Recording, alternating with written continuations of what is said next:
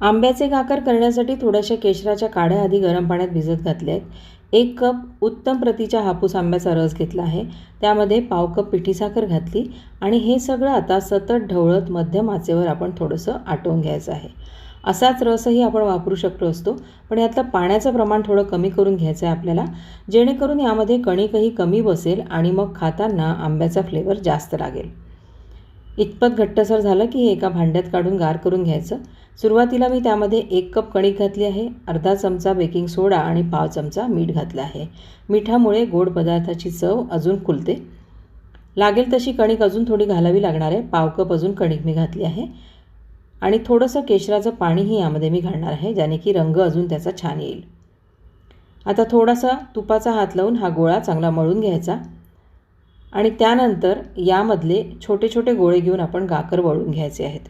एका नॉनस्टिक पॅनमध्ये मी 2 चमचे साजूक तूप घातलं आहे. जास्त साजूक तूप याला लागत नाही, अगदी कमी तुपामध्ये हे तयार होतात.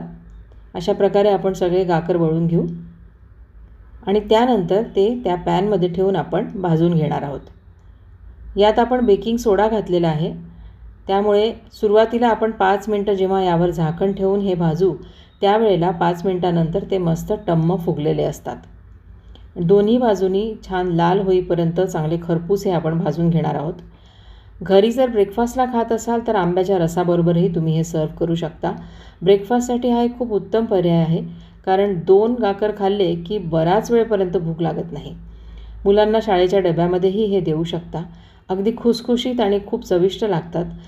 आंब्याचे अनेक प्रकार आपण करतो, तर असे गाकरही तुम्ही जरूर करून बघा आणि तुम्हाला आवडले का ते मला सांगा. धन्यवाद.